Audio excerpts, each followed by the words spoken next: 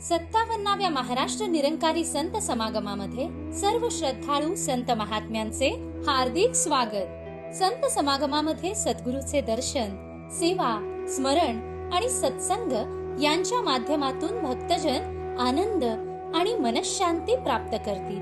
त्याचबरोबर या संत समागमात सद्गुरूच्या पावन आशीर्वादाने प्रकाशन आणि पत्रिका विभागाकडून अनेक आध्यात्मिक पुस्तके एका नव्या रूपात सादर करण्यात येतील आणि बरीच पुस्तके पहिल्यांदाच प्रकाशित होतील।